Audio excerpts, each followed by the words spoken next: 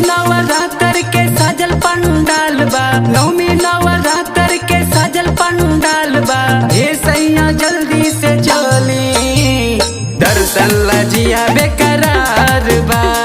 हे सैया जल्दी से चली, दर्शन लजिया बेकरार बा।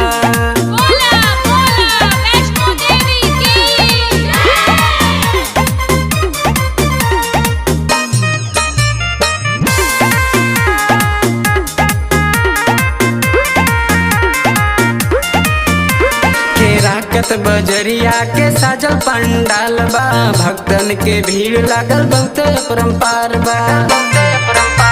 के राकत बजरिया के साजल पंडाल बा, भक्तन के भीड़ लागल बहुत अपरंपार बा। हे सैया जल्दी से चली, दर्शन लजिया बेकरार बा। हे सैया जल्दी से चली, दर्शन लजिया बेकरार बा। नवमी नवरात्र के साजल पंडाल बा, नवमी नवरात्र के साजल पंडाल बा। हे सैया जल्दी से चली, दर्शन लजिया बेकरार बा।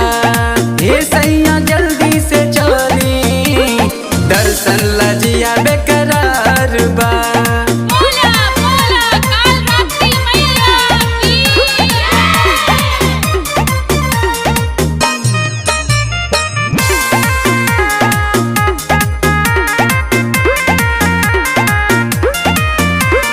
कमलेश पिया माना मोर बतिया, चल के देखा गा माई के मूर्तिया।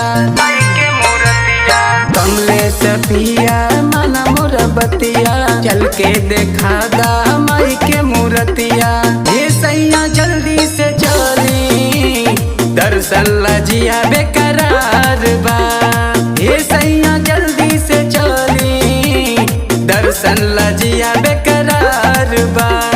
नवमी नवरात्र के साजल पंडाल बा, नवमी नवरात्र के साजल पंडाल बा। हे सैया जल्दी से चली, दर्शन लजिया